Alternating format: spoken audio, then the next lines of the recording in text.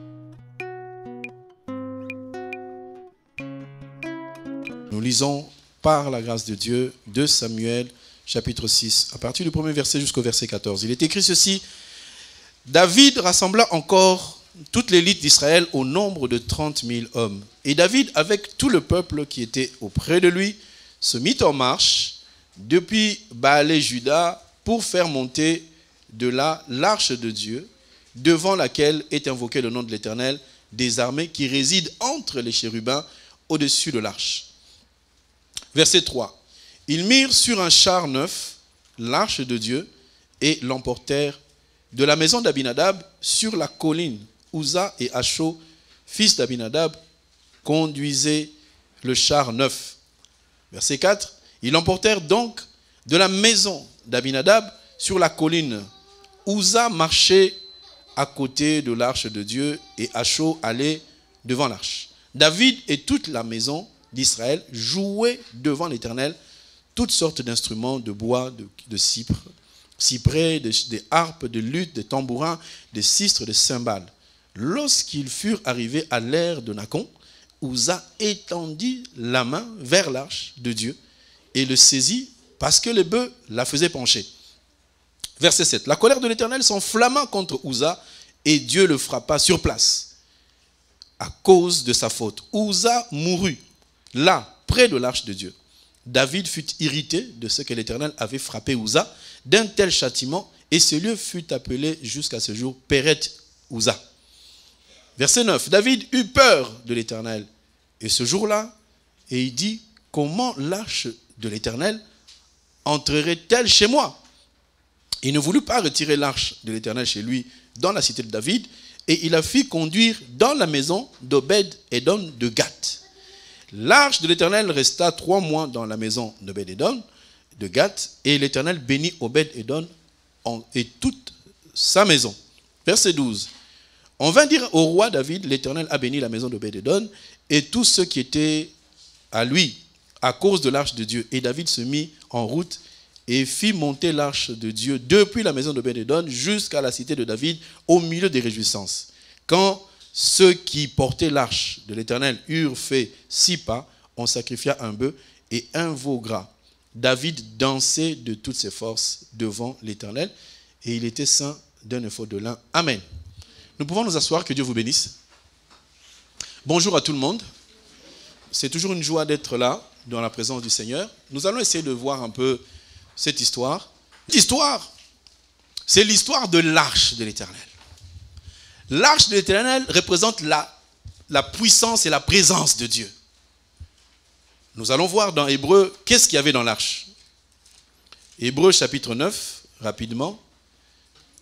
Hébreu chapitre 9, je crois que ça doit être verset 4. Oui. Verset 4. Pour mieux comprendre, on va lire le verset 3 et 4. Derrière le second voile se trouvait la partie du tabernacle appelée Saint des Saints. C'est là que se trouvait l'arche. Renfermant l'autel d'or pour le parfum et l'arche de l'alliance entièrement recouvert d'or. Il y avait dans l'arche un vase d'or contenant de la manne, la verge d'Aaron qui avait fleuri et le table de l'alliance. Les 10 tables de la loi qu'on avait données à Moïse. Voilà ce qui se trouvait dans l'arche. L'arche était un coffret d'un mètre, enfin on dit une coudée, 2 coudées, donc 1,5 mètre de côté, c'était carré. C'était l'image de Dieu, de l'Éternel, le Créateur, parce que se trouvaient dans cette arche tous les éléments que Dieu avait posés pour témoigner de sa présence. L'arche devait donc quitter la maison d'Abinadab pour aller où? Dans la cité de David, parce que David ne voulait plus que l'arche puisse rester dehors. Et dans cette démarche, l'arche qui commençait à descendre, il y avait les fils d'Abinadab qui conduisaient ce char. Et ils descendaient. On a dit qu'il y avait Acho et Uza. Acho passait devant, mais Uza était un peu derrière, était un peu à côté. Donc l'arche avançait. On mettait l'arche sur un char et des bœufs qui tiraient. Et qu'est-ce qui s'est passé? Arrivé à un endroit, on appelait Nakon, l'arche a commencé à pencher. L'arche voulait tomber. Et Uza, qui était là, il a eu à cœur de se dire non, non, non, non, l'arche de Dieu ne peut pas tomber parce que c'est Dieu qui va tomber. Il a touché l'arche. Quand il a touché l'arche, il a été frappé sur le champ. Il est mort. Amen. Vous devez comprendre que l'arche est un élément du tabernacle. Et le tabernacle, c'était l'éternel Dieu créateur qui avait dit à Moïse, tu vas faire un tabernacle selon les mesures que Dieu lui a données. Vous avez déjà l'image de l'arche, qui était un coffret. Et personne ne pouvait la porter que la tribu des Lévis. Il n'y avait que les Lévis qui devaient le porter. Parce que dans le tabernacle, il y avait la partie du parvis, il y avait la partie du lieu saint, la partie du lieu saint. Selon qu'ils étaient Merari, Kehatit ou Gershomite, chacun avait un rôle à jouer dans le tabernacle. Et là, maintenant, nous sommes dans la dimension de David, où il devait transporter cette arche. Imaginez-vous l'arche de l'Éternel, qui est posée sur un char, que tirait les bœufs, a commencé à se pencher. On n'a pas assez de temps, j'aurais pu vous expliquer pourquoi c'était porté par un char. Vous comprenez que le char, ce sont des prophètes. Mais je vais aller toujours dans le livre de Samuel, 1 Samuel plutôt, 1 Samuel, pour voir un peu qu'est-ce qui s'est passé. 1 Samuel, je crois, ça doit être 1 Samuel 4. Nous allons lire 1 Samuel chapitre 4. Qu'est-ce qui s'est passé dans 1 Samuel chapitre 4? L'arche de l'Éternel dont on parle. Vous allez voir que, oui, c'est ça, 1 Samuel chapitre 4. Je lis le verset 1, c'est écrit ceci, la parole de Samuel s'adressait à tout Israël. Israël sortit à la rencontre des Philistins pour combattre, pour les combattre. Ils campèrent près d'Ebenezer et les Philistins étaient campés à Afnek. Verset 5. Lorsque l'arche de l'alliance de l'Éternel entra dans le camp, tout Israël poussa des grands cris, des cris de joie, et la terre fut ébranlée. Donc, vous voyez qu'il y a une guerre entre les Philistins contre Israël. Et Israël, ce qu'il a fait, c'est que pour s'assurer de leur victoire, ils ont dit non, on va faire venir l'arche. L'arche, c'est la présence de Dieu. Quand l'arche est entrée dans le camp d'Israël, il y a eu des réjouissances, des joies, parce qu'ils savent que tant que l'arche est dans leur vie et dans leur camp, ils ont la victoire. Amen, amen. J'aimerais te dire que si Dieu est dans ta vie, tu as la victoire.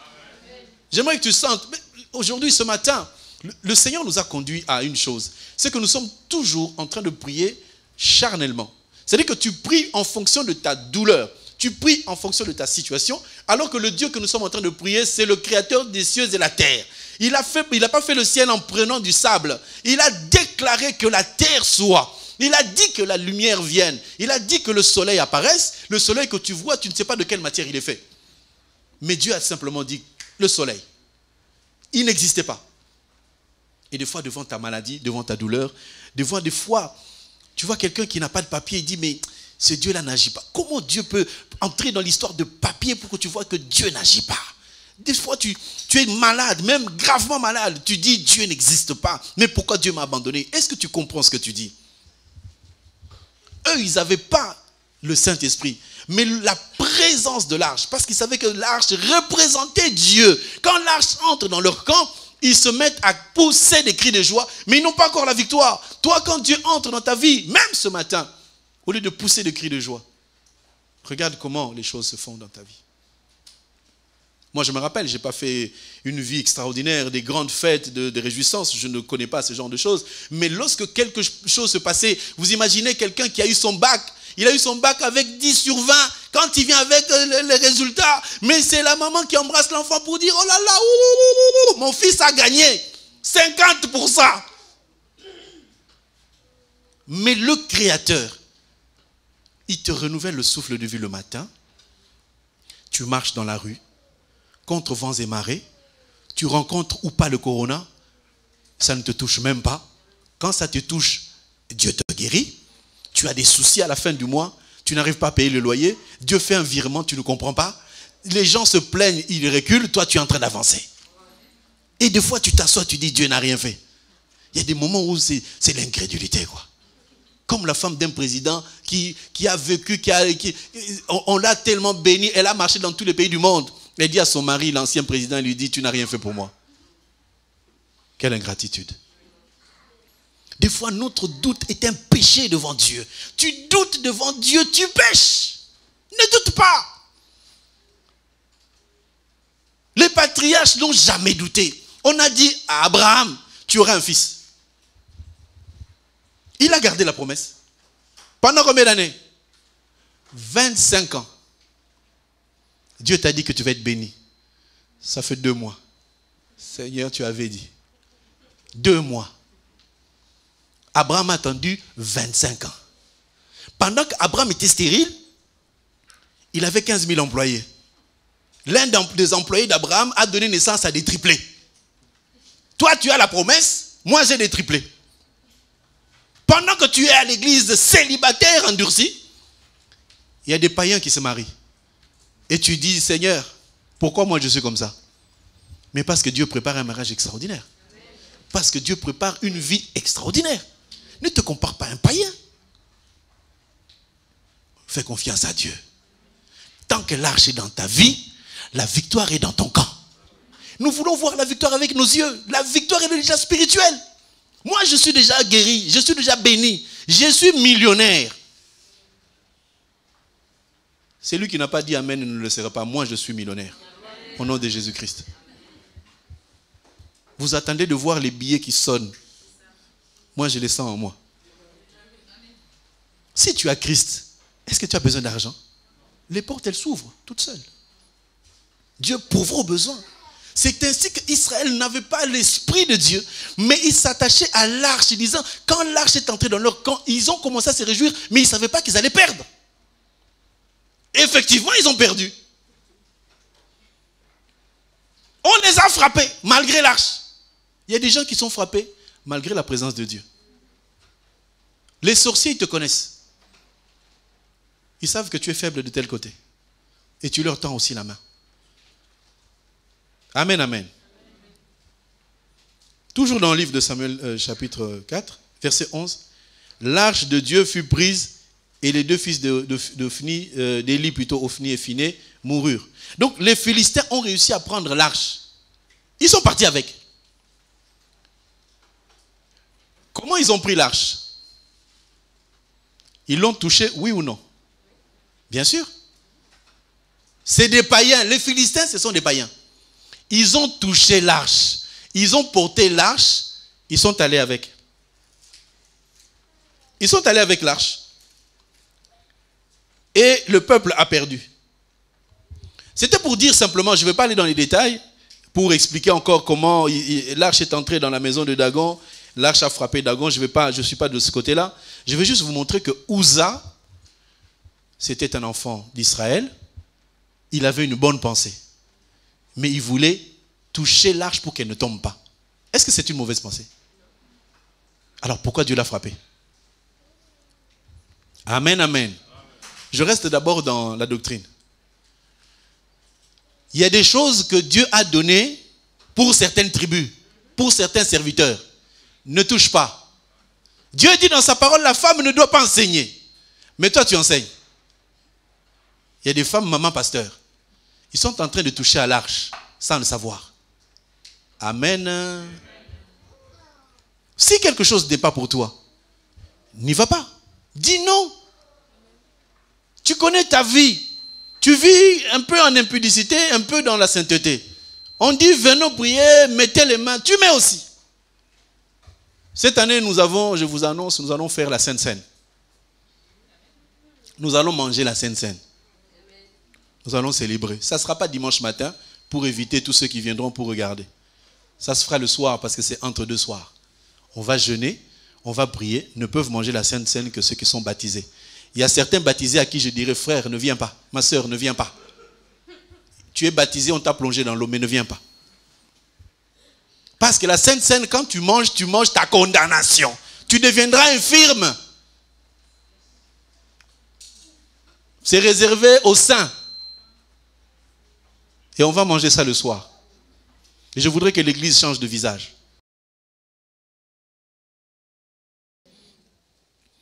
Bien aimé, Uza, c'est l'image de tous ceux qui sont en train de faire des choses qui ne leur ont pas été adressées. Tu n'es pas choriste, ne viens pas à la chorale. Tu n'es pas intercesseur, n'y va pas. Tu n'es pas modérateur, ne viens pas. Demande à Dieu qui tu es. Ne faisons pas n'importe quel travail. Et il y a aussi d'autres personnes. Un coup il est dans cette église, un coup il est dans un autre. Reste au même endroit. Un enfant ne peut pas boire le lait maternel de deux mamans. Il faut boire que d'une seule maman. Je ferme la parenthèse, ce n'est pas ça notre propos. Uza, selon l'enseignement de tout le monde, c'est l'image de celui qui ne fait pas ce que Dieu lui a demandé et qui va aider Dieu. Il ne faut pas aider Dieu. Amen, amen. Je reviens toujours au célibat, j'aimerais qu'un jour qu'on puisse ne plus en parler. Tu te dis, non, ça fait quand même 5 ans, 6 ans que je traîne dans ce célibat, que je suis dans l'église en train de prier. Je vais aider Dieu. Je vais trouver une sœur dehors, une païenne. On va faire des combines, tu viens, une nouvelle, il y a de nouvelles personnes, amen, tu te lèves, tu vas voir le pasteur, tu discutes avec lui, tu fais semblant comme si on ne se connaît pas. Au bout d'un certain temps, le frère vient me voir, pasteur, j'ai trouvé une sœur dans l'église. Or, vous avez déjà fait vos combines avant.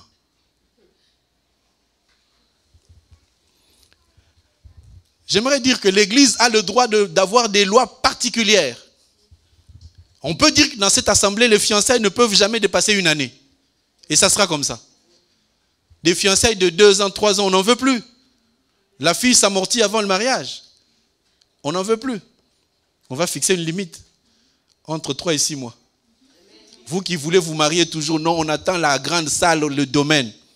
Au bout de 6 mois, on remet la sœur en disant, sœur, c'est bon. Le frère, c'est fini. Maintenant, tu y reviens dans le domaine commun. Qui veut l'épouser?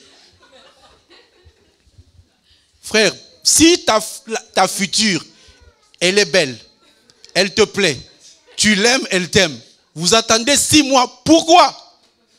Oh, je vais la connaître. Tu ne la connaîtras jamais, sauf dans ta maison. Donc, fiançailles maximum, 3 mois. Frère, vous êtes d'accord? Vous n'êtes pas d'accord? On a le droit de fixer des lois pour éviter des fiançailles de 4 ans. Amen. Je sens que beaucoup ne sont pas d'accord, mais au final, on y arrivera. Pour l'instant, on vous laisse la liberté de 3 ans. Mais si on voit que les fiançailles commencent à se prolonger, on a le droit de légiférer, de remettre la sœur dans le droit commun, de poser la question à l'assemblée. La sœur, elle est libre. Que c'est lui qui veut, il n'a qu'à s'approcher. Je reviens voir Uza. Je vais entrer dans une autre dimension maintenant. Nous sommes dans 2 Samuel chapitre 6. On se rend compte d'une chose. Le verset 2. Et David, avec tout le peuple qui était auprès de lui, se mit en marche depuis Balé-Juda pour faire monter de là l'arche de Dieu devant laquelle est invoqué le nom de l'Éternel des armées qui réside entre les chérubins au-dessus de l'arche. Pourquoi entre les chérubins? Il faut qu'on explique pourquoi entre les chérubins. Je m'en vais voir Genèse, Moïse qui est dans Genèse chapitre 3.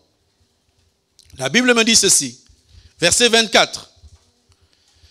Genèse chapitre 3, verset 24 me dit, c'est ainsi qu'il chassa Adam et mit à l'orient du jardin d'Éden les chérubins qui font quoi? Qui agitent une épée flamboyante pour garder le chemin de l'arbre de vie. Ah, je retrouve quoi? Des chérubins avec une épée. J'ai encore envie d'aller dans Exode, mais le temps qui m'est donné n'est pas assez large. Sinon, je vous montrerai que dans le rideau qui sépare le lieu saint du lieu très saint, il y avait un dessin. On avait dessiné quoi? Des chérubins. Maintenant, nous voyons qu'il y a 2 chérubins qui étaient au-dessus du propitiatoire, mais une seule épée. L'épée sert à quoi? L'épée sert à transpercer, c'est-à-dire à tuer. Amen. Comment 2 chérubins peuvent-ils porter une seule épée? Parce que, souvenez-vous, que la Bible dit aussi ceci. Vous connaissez une guêpe. Elle a un dard. Vous connaissez une guêpe? En lingala, guêpe, c'est quoi? Nzoi. Nzoi, c'est ça, hein? Nzoi. Je prends. Nzoi. Vous savez que quand une guêpe ou une abeille, prenons une abeille, quand une abeille te pique, elle sort le dard, elle ne peut plus piquer quelqu'un d'autre. Parce que le dard est sorti. Parce qu'elle n'en a qu'un seul.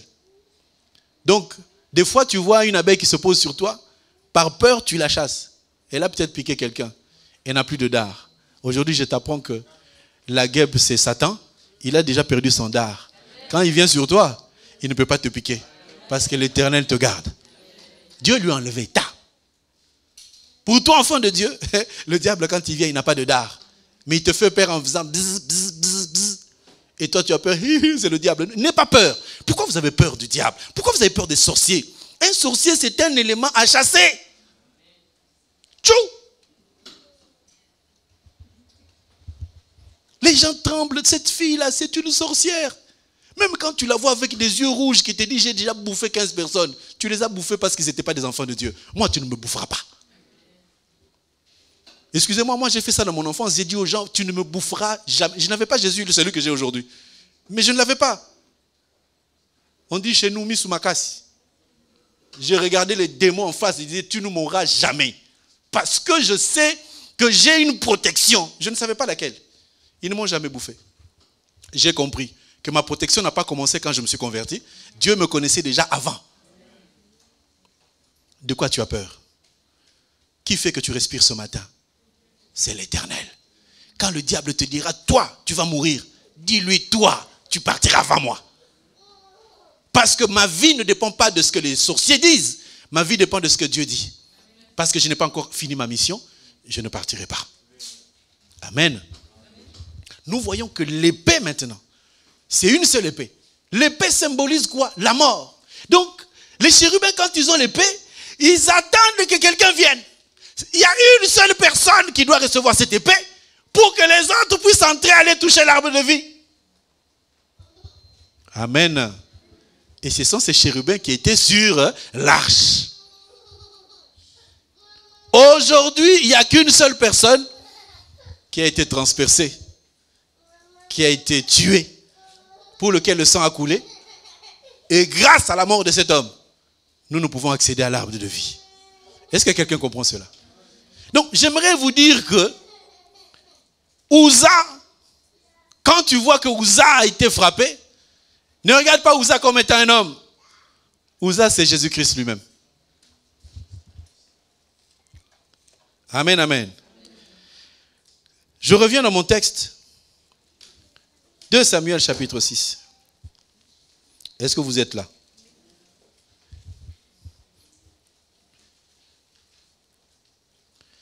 Verset 4. Ils l'emportèrent donc de la maison d'Abinadab sur la colline. Uza marchait à côté de l'arche de Dieu et Acho allait devant l'arche. Verset 5. David et toute la maison d'Israël jouaient devant l'Éternel de toutes sortes d'instruments, de bois, de cyprès, d'harpes, de luth, de tambourins, de sistres et de cymbales. Vous voyez le verset 5. Et lisez le verset 14. Qu'est-ce qui se passe au verset 14?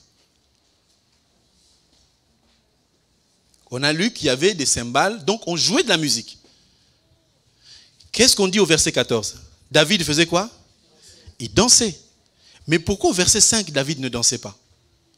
Donc il y a quelque chose qui se passe. C'est que il y a une dispensation dans laquelle il y a des musiques qui jouent. Il y a des instruments qui jouent. Mais personne ne dansait. Mais il y a une deuxième dispensation dans laquelle on voit que David est en train de danser. Et David, quand il danse, il scandalise sa femme. Amen, amen. Je vois que vous me regardez avec les yeux. Moi, je sais où je vais. Peut-être que vous êtes perdu. Cherchez le GPS.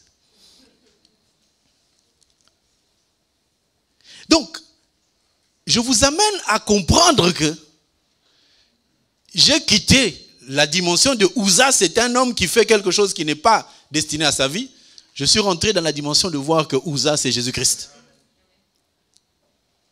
Pour l'expliquer, j'ai commencé à dire que au-dessus de l'arche, il y a 2 chérubins. Or, les 2 chérubins portent une épée. L'épée, c'est le symbole qu'il faut que quelqu'un meure.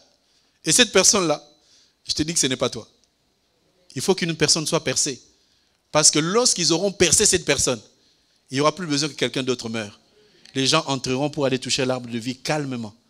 Mais on est là encore en train d'expliquer que malgré les instruments qu'on chantait, qui jouaient, les gens ne dansaient pas. J'aurais pu m'arrêter pour commencer à vous parler de la danse. Dans cette église, vous ne dansez pas. Il faut danser. Mais l'endombolo, ce n'est pas une danse. Ce sont des insanités. Ça veut dire quoi la danse? Vous savez que quand je suis en train de parler là, je suis en train de chanter. Je suis en train de chanter. L'enseignement de la parole est un cantique à 2 cœurs, dans lequel nous devrions tous danser. La danse signifie quoi? C'est que lorsqu'on enseigne quelque chose, que tu la mets en pratique, cette pratique signifie que tu es en train de danser en harmonie avec la chanson qui est en train de chanter. Il y a quelqu'un qui a dit que les Noirs, ils ont la musique dans la peau, non? Et quand tu vois les Noirs danser, ils dansent tous dans le même sens. C'est élégant.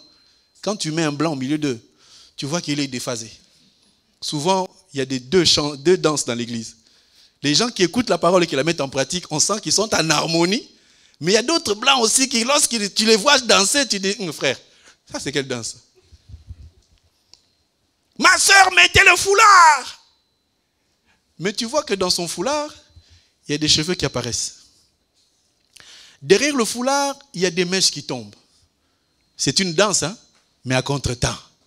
Vous avez compris la danse? Danser comme la chanson va. Hein? Quand on va à gauche, c'est à gauche. Quand on va à droite, c'est à droite. On a dit aux sœurs, mettez donc des jupes, arrêtez de porter les pantalons. Les sœurs se sont mis à danser, mais à contre-temps, il faut voir la jupe. Elle n'est pas seulement moulante, elle est serrée. Taille 41, mais la sœur s'habille 38. Et on sent... Mes sœurs, vous êtes en train de faire pécher les frères. Les pauvres frères gentils, avec des yeux doux et saints. Ils sont venus pour écouter la parole. Et vous êtes en train de danser à contre-temps, avec vos jupes moulantes et serrées. Et des décolletés qui ne cessent de tomber. C'est une danse à contre-temps. Amen, amen. Nous passons, je n'ai rien dit. Uza maintenant, Uza. Il est allé pour toucher l'arche. Mais il a été frappé. Où est Jésus là-dedans? On a dit que Uza a fait quelque chose de mauvais. Uza est allé faire quelque chose qui ne lui était pas destiné. Uza est allé toucher l'arche. Or, nous comprenons que l'arche, c'est qui? C'est le Père. Mais lorsque le Fils vient, il prend la femme du Père. Est-ce une bonne chose? Le Fils est venu. Oh, mais comment on peut dire que au temps de Noé, on a vu les pères se marier leurs enfants? Qui peut se marier le même jour? Père et fils, le même temps. Parce que le Fils a pris la femme du Père. S'il prend la femme du Père, s'il touche, on lui a dit, ce n'est pas à cause des miracles, nous aimons les miracles. Mais parce que tu t'es fait égal à Dieu, parce que tu t'es fait Dieu, tu t'es appelé fils de Dieu. C'est là qu'il a touché. Et il a été frappé. Qui l'a frappé? Devoir à domicile, enfin devoir actuel. Cherchez le verset qui dit, il a marché comme une faible plante. Il a été frappé de Dieu. 53. Ésaïe 53. Qu'est-ce que Uza a fait de mal? Qu'est-ce que Jésus a fait de mal? Vous êtes arrivé ou pas? Bon, que vous arriviez ou pas, en tout cas, moi j'avance. Je sais que vous y arrivez. Autrefois, je disais, vous ne comprenez pas. Je sais que vous comprenez au nom de Jésus-Christ. Ésaïe 53.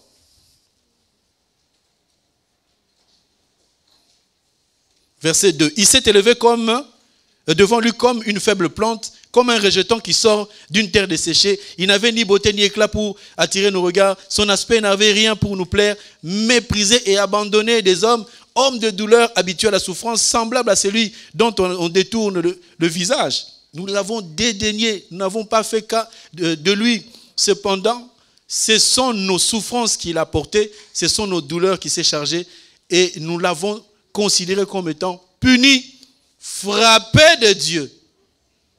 Qui a frappé Uza? C'est Dieu. Qui a frappé Jésus? C'est Dieu lui-même. Là, je suis en train de vous amener dans la dimension de comprendre que Uza devait mourir. Amen, amen. Vous aimez bien les prédications, alléluia, tu seras guéri. Mais là, on est dans le dur. Vous avez vu qu'il était frappé de Dieu. Qui a frappé Uza? C'est Dieu lui-même. Et dans ce cadre-là, Uza devient comme le fils qui a touché à quelque chose qui appartient au Père, qui a pris la femme du Père, qui est entré dans la dimension du Père, parce qu'il disait aux gens, depuis longtemps que je suis avec vous, vous ne m'avez pas vu. Il leur disait. Et la Bible nous dit ceci,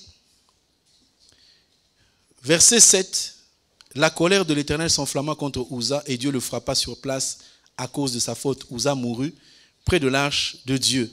David fut irrité de ce que l'Éternel avait frappé Uza d'un tel châtiment et ce lieu fut appelé Péret Uza. Amen, amen. Pourquoi on a appelé ce lieu Péret Uza? Je vais dans Genèse 38. L'histoire de Juda et Tamar. Juda était un père, il avait 3 fils. Onan et Shelah. Onan et Shelah. C'est le père qui a pris une femme pour son fils, Et ce fils est mort pour sa mauvaise foi. Il a donné à Onan. Onan, il est mort parce qu'il faisait ce qu'on appelle l'onanisme, qui est une chose condamnable. Et finalement, il était promis à Shelah, qui était un garçon moins âgé. Il fallait que Shelah puisse grandir afin que cette femme, Tamar, puisse être sa femme. Parce qu'il fallait, Tamar avait besoin de la semence. On parlait de la semence, tout le monde se souvient. Le bien-aimé Anissé en a parlé toute la semaine. La semence, elle est importante. Tamar, maintenant, s'est déguisée en prostituée parce qu'elle avait besoin de la semence. Et Judas, passant par là, il a vu une femme prostituée, il l'a prise, il est allé vers elle. Et la femme prostituée lui a dit, ah, mais il faut me payer. Judas lui a dit, non, je n'ai rien à te payer. Mais, prends quand même mon bâton, mon cordon et mon cachet. Je vais envoyer quelqu'un, on va te payer, comme ça tu vas me rendre mes effets. Et il a pris le bâton. Il a donné. Amen, amen. Je ne vous sens pas, mais ce n'est pas grave, je vous sentirai toujours. Genèse chapitre 49, verset 8.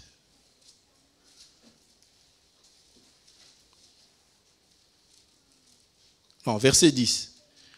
Je lis le verset 9 pour comprendre. Judas est un jeune lion. Tu reviens au carnage, mon fils. Il ploie les genoux et se couche comme un lion, comme une lionne, et qui le fera lever? Le sceptre ne s'éloignera point de Judas, ni le bâton de souverain d'entre les pieds, jusqu'à ce que vienne le Shiloh et que le peuple lui obéisse. Voilà, on a dit à Judas, toi, le bâton que tu as à la main, ne le donne à personne, jusqu'à ce que vienne qui? Le Shiloh. Et voilà qu'il rencontre une femme prostituée, il prend le bâton qu'on lui avait dit, que ce bâton ne s'éloigne pas, il donne à la femme. Ah là là, j'aurais voulu voir quelqu'un s'élever, crier, alléluia, j'ai compris. Parce qu'il a pris le bâton, il a donné à une prostituée. Je suis une prostituée, on m'a donné le bâton de Jésus. Aujourd'hui, j'ai le pouvoir de chasser les démons au nom de Jésus.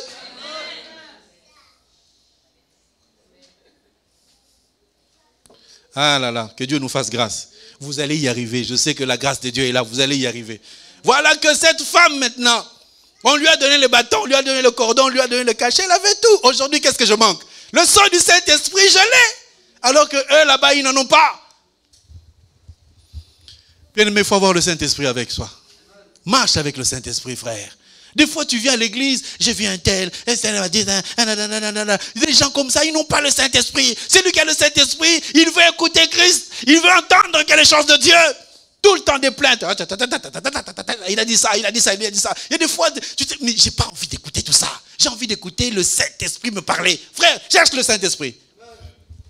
On a beaucoup de personnes qui sont à l'église, qui n'ont pas le Saint-Esprit. Et ils créent trop de polémiques à l'église. Tu as vu ce qu'il a fait là? Et cette parole-là, le pasteur, il a jeté une pierre à un tel. Tu as vu ma pierre? Tu es là pour voir la pierre. Si tu as le Saint-Esprit, tu verras que les anges sont en train de descendre pour donner des grâces à chacun d'entre nous. Pendant que la parole est en train d'être annoncée, il y a des chaînes qui tombent. Tu ne vois pas les chaînes qui tombent, tu es en train de voir les pierres qu'on jette sur les gens. Hey! Dans leur détresse, ils invoquèrent l'Éternel. L'Éternel envoyait la parole les guérit. Quand est-ce qu'on va vous envoyer la parole? Tu es en train d'écouter là. Pendant que je suis en train de parler, le Covid est en train de partir. Pendant que je parle, le cancer s'éloigne. Ils avaient fait des plans la nuit pour que tu sois touché par une maladie inconnue. Mais cette maladie inconnue n'arrivera jamais dans ta vie au nom de... Hey! Un païen, il n'écoute même pas la parole. Il dort, il est païen, il se réveille, il est païen, il se lave, il est païen. Toi, tu viens, tu écoutes la parole. Tu rentres à la maison, tu commences à craindre les démons, la maladie. Tu dis à Dieu, je t'appartiens. Est-ce que tu combats la nuit? Pendant que les sorciers viennent la nuit comme des aigles sur toi. Il y a un aigle plus grand qui les chasse. Oh! Tu te réveilles le matin. Hey, aujourd'hui, ça va. Hein? Ça va. Hein? Tu sais la nuit comment ça s'est passé? Tu sais quels sont les sorciers qui sont venus avec des flèches et des couteaux pour te tuer? Dieu les a juste regardés. Vous allez sortez! N'aie pas peur des sorciers. Des fois, c'est Dieu qui les permet qu'ils entrent dans ta maison. Accueille-les au nom de Jésus-Christ. Venez vous asseoir. Venez dormir. Pendant qu'ils vont dormir, lève-toi dans la prière. Prie. Le matin, ils vont changer d'adresse. Ils vont quitter ta maison parce que la prière du juste a une grande efficacité. Marche avec le Saint-Esprit, frère. Si tous nous avons le Saint-Esprit, il n'y aura pas de critiques dans l'église. Quand tu verras une sœur qui critique, quand tu verras un problème dans la vie de quelqu'un, tu auras la compassion. C'est ça, Talanamis. Tu vois quelqu'un qui souffre, au lieu de parler, tu as compassion, tu dis je vais l'aider. Demande au Saint-Esprit d'agir dans ta vie. Qu'est-ce qui s'est passé? Genèse 38. Cette femme maintenant qui est enceinte, on arrive à l'accouchement.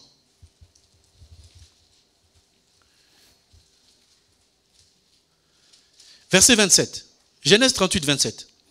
Quand elle fut au moment d'accoucher, voici, il y avait 2 jumeaux dans son ventre. Oh. Elles ont le nom de Jésus. Voici le temps est arrivé. 2 jumeaux. Et je ne vois pas là où on marquait ces 2 jumeaux s'appellent Nsimba, Nzuzi, Adama. Non, non, non. Tu donnes le nom que Dieu te donne. Alors, verset 28. Et pendant l'accouchement, il y en a eu un qui présenta la main. La sage-femme l'a pris et y attacha un fil cramoisi en disant, celui-ci sort le premier. Verset 29. Mais il retira la main et son frère sortit. Alors, la sage-femme dit, quelle brèche tu as faite? Et elle lui donna le nom de Péret. Quand Ouza est mort, on appelait cet endroit comment?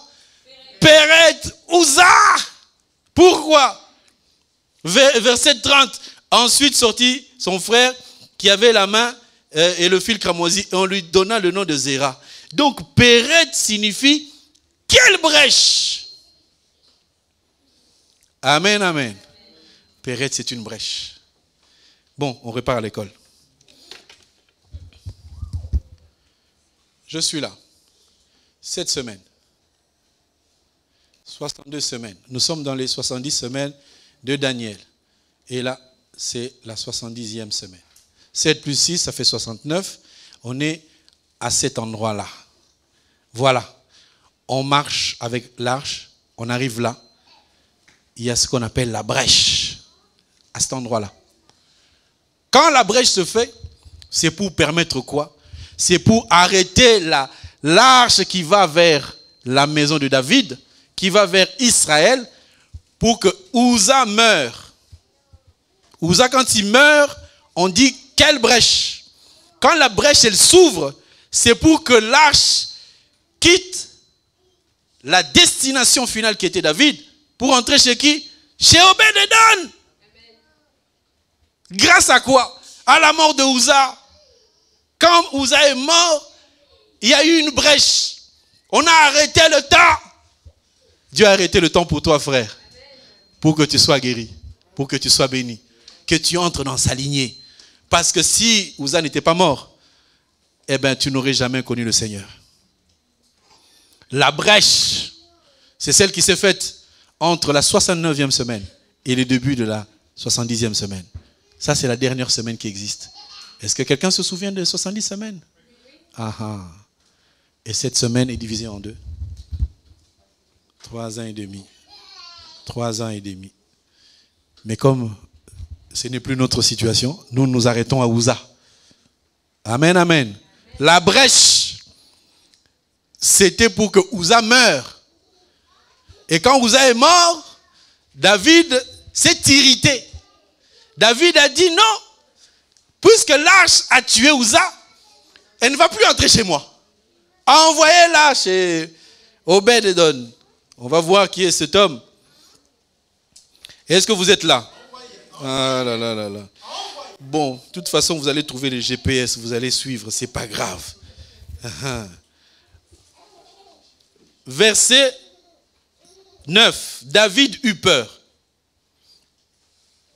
Il y a, avant que David n'ait peur, verset 8, David fut irrité. Donc on a deux types de David. Un qui est irrité, l'autre qui a peur. Ce n'est pas la même personne.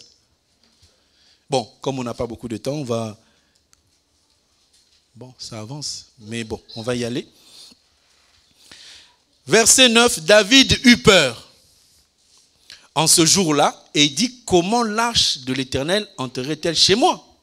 Il ne voulut pas retirer l'arche de l'Éternel chez lui, dans la cité de David, et on la fit conduire dans la maison d'Obed-Edom de Gath. L'arche de l'Éternel resta 3 mois dans la maison d'Obed-Edom de Gath, et l'Éternel bénit Obed et toute sa maison. Bien-aimé, essaie d'imaginer l'arche de l'Éternel. Tu n'as pas d'argent. Tu n'as pas de travail. Ta femme est en train de galérer. Tes enfants ne s'en sortent pas. Il y a la dèche, mais vraiment, c'est la sécheresse chez toi. On vient te dire, bon, l'arche, elle entre dans ta maison. 3 mois. Pendant 3 mois, la femme d'Obed-Edom, elle a vu des milliards et des millions d'argent dans sa maison. Elle mangeait un biscuit le matin, elle a commencé à manger 2 poulets le soir. Elle allait au marché à pied, c'est devenu avec le chauffeur qui l'accompagne. Vous voyez? Donc la vie qui change du jour au lendemain, ça devient une vie extraordinaire. Pourquoi? Parce que l'arche se trouve dans sa maison. Est-ce qu'il y a l'arche dans ta maison? Cette arche dont on parle, c'est la parole. La révélation. Parce que tous ont la parole. Tous ont le pain. Mais est-ce qu'ils ont le vin? Nous sommes devenus des ivrognes. Quand nous on boit, on s'enivre. Et on voit la joie d'un ivrogne. Vous savez, un ivrogne, quand il a bu, il est tout joyeux. Biseka, seka. Tu rigoles pourquoi?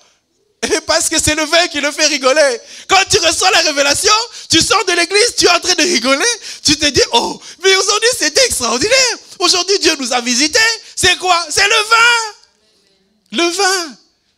Il n'y a que le vin qui enivre. Tu peux manger du pain, tu ne seras jamais ivre. Tu peux lire la Bible. Tout le temps. Mais tu ne seras pas ivre. Il faut qu'on te donne la révélation. Que tu saches que Uza, c'est Jésus-Christ. Uza, c'est le Créateur. Obed-Edom était de Gath, n'est-ce pas? On va dans 1 Samuel 17. 1 Samuel. Ah, j'aime la parole. Tu sais, des fois la parole, quand tu l'écoutes, quand tu la lis, des fois ça te fait sourire. Tu te dis, ah Seigneur, comment tu peux aller chercher des choses comme ça? Mais parce qu'il est Dieu. Dieu est Dieu. Il est grand dans sa grandeur. Il est tout puissant. 1 Samuel 17, verset 4. C'est la guerre entre les Philistins et Israël. Et cet homme, vous connaissez, s'appelle Goliath. On est au verset 4, il dit, un homme sortit du camp des Philistins et s'avança entre les deux armées. Il se nommait Goliath. Il était de Gath. Goliath était un Philistin. C'est-à-dire un étranger, un païen, un non-juif. Et je vois qu'Obed-Édom était aussi de Gath. Donc ça devait être quelqu'un, un Philistin. Ça devait être un étranger. Étranger à la loi de Christ, étranger à la loi de Dieu, étranger à Israël. Je comprends donc que le fait que Uza fut frappé, c'était pour que la brèche se fasse. Cette brèche a permis que l'arche de l'Éternel, qui devait aller dans la cité de David, puisse entrer dans la maison d'Obed-Édom. Je comprends aujourd'hui que la grâce que Dieu a réservée au peuple d'Israël depuis la première semaine jusqu'à la 69e semaine, c'était une grâce qui était réservée à Israël. Mais lorsque Dieu a ouvert la brèche, Christ est mort et ressuscité, c'est là que nous sommes entrés dans la grâce. Nous n'avions même pas droit de citer. Cette parole ne nous appartenait pas. La parole était pour Israël. On n'aurait même pas pu connaître Dieu. Ce Dieu que nous prions aujourd'hui, ce n'est pas le nôtre. C'était un Dieu des autres personnes. Maintenant, Dieu est venu vers nous. Il nous a donné sa main. Il nous a donné sa vie. Nous sommes devenus enfants de Dieu. Amen, amen. On va dans Apocalypse, chapitre 19. J'aimerais que toutes les langues confessent le nom de Jésus, comme Dieu te le dit là. Tu sens. Apocalypse 19, verset 13 nous dit ceci. Il était revêtu d'un vêtement teint de sang. Son nom est la parole de Dieu. Il est le oui et le amen. Comment tu veux le cantonner dans un nom? Il est Dieu, il est le créateur. J'aimerais que tu le vois comme l'immensité, la chose qui ne peut rentrer jamais dans ta tête parce qu'il est tellement grand, tellement puissant que tous les noms peuvent lui être accordés parce qu'il est Dieu. Est-ce que quelqu'un comprend ça? On ne va pas s'arrêter, oui, mais pourquoi vous prononcez? Moi, je dis au nom de Jésus, les démons, ils partent. Ils savent de qui je parle. Parce que la parole de Dieu, c'est une vie. Ce n'est pas un emprunt. Le nom de Jésus, c'est une vie. Quand tu vis cette vie-là, tu chasses les démons, ils partent. Quand tu déclares une chose, ça vient à l'accomplissement parce que tu as la vie. Le fils de Séva, il n'avait pas la vie de Christ. Mais ils ont chassé quand même. Au nom de Jésus que Paul prêche. Mais ils ont été frappés.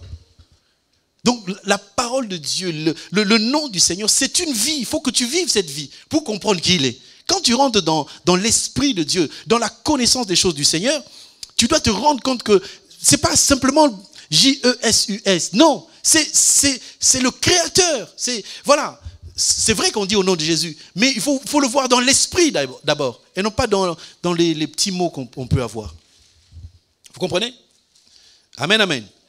Est-ce que tout le monde est là? Bien aimé, je ne vais pas tirer en longueur, j'aimerais juste que vous compreniez que quand on a appelé cet endroit Peret Uza, c'est pour montrer la brèche. Cette brèche qui s'est ouverte, c'est une grâce que Dieu nous a faite. On était loin de la face de l'Éternel. Ces choses ne nous appartenaient même pas. Imaginez-vous, aujourd'hui, nous avons reçu le pouvoir de faire certaines choses, de déclarer, bien aimé, Dieu a mis dans ta bouche la capacité de dire les choses qui doivent arriver, et ça se fait comme tu le dis. Parce que tu as le Christ en toi. Celui qui est en toi déclare au travers de ta bouche. Parce que Dieu l'a appelé la loi de Moïse pour qu'en agissant, on voie Dieu au travers des hommes. Mais si Dieu nous a choisis, il t'a choisi, c'est pour que dans la brèche, nous puissions réaliser des grandes choses que même Israël ne peut pas faire. Nous sommes dans la grâce. Donc, mets-toi dans la dispensation de celui à qui Dieu va donner une grâce pour que cette grâce soit visible auprès des autres. Je voudrais à travers ce message que nous puissions comprendre que quelqu'un comme Obed-Édom, c'est toi et moi. Des étrangers. Des gens qui n'étaient pas appelés. Mais parce qu'une brèche s'est faite, Uza est mort. Uza, c'est Christ. Le véritable Uza, c'est Christ. Quand Christ est mort, l'arche qui devait aller dans la maison de David est allé dans la maison d'Obed-Édom. Donc, ce que Dieu avait prévu pour Israël physique, Dieu l'a amené chez nous avec puissance et démonstration. Donc, tu ne pries pas un Dieu par hasard, mais tu pries le véritable Dieu qui a ouvert une brèche. Lui-même, il a frappé son Fils pour que nous puissions accéder à la suprématie de sa gloire. Donc, tu reçois aussi une grâce aujourd'hui d'être appelé enfant de Dieu, d'être appelé la femme de Jésus-Christ, la fiancée de Jésus-Christ, pour un jour hériter au ciel. Est-ce que quelqu'un comprend ça? Est-ce que quelqu'un comprend cela? Nous allons terminer en lisant toujours dans 2 Samuel, chapitre 6, la fin de cette histoire, c'est que nous sommes au verset 12. On vint dire au roi David, l'Éternel a béni la maison d'Obed-Édom et tout ce qu'il est à lui à cause de l'arche de Dieu. Et David se mit en route et fit monter l'arche de Dieu depuis la maison d'Obed-Édom jusqu'à la cité de David au milieu des réjouissances. Quand ceux qui portaient l'arche de l'Éternel eurent fait 6 pas, on sacrifia un bœuf et un veau gras. David dansait de toutes ses forces devant l'Éternel et il était ceint d'un éphod de lin. Je ne vais pas donner encore tous les détails parce que vous savez que la femme de David a été scandalisée pour cette danse. Je ne vais pas vous expliquer c'est quoi cette danse. Je vais vous montrer un petit peu qu'est-ce qui s'est passé. Quand la brèche s'est faite, la grâce est entrée dans la maison d'Obed-Édom, c'est-à-dire la grâce est venue vers nous, les nations, vers nous les prostituées. Dieu nous a transformés et nous avons été bénis. Bien-aimé, j'aimerais que tu déclares dans ta vie que tu es béni parce que Christ est entré dans ta vie. Mais sachez que l'arche qui est entrée dans la maison d'Obed-Édom pour 3 mois, le chiffre 3, on va vous expliquer, c'est la mort et la résurrection, c'est cette grâce que nous avons reçue. Quand David s'est aperçu que la maison d'Obed-Édom était bénie, David est venu pour récupérer l'arche. Donc, bien aimé, la brèche qui a été ouverte, elle ne restera pas longtemps ouverte. Est-ce que quelqu'un comprend cela? Donc, quand David s'est aperçu que l'arche qui avait frappé Uza a béni la maison d'Obed-Édom, c'est-à-dire l'arche est venue vers nous, elle nous a bénis, David va venir récupérer l'arche. C'est que la brèche n'est pas aussi longue, n'est pas aussi grande, n'est pas aussi étendue.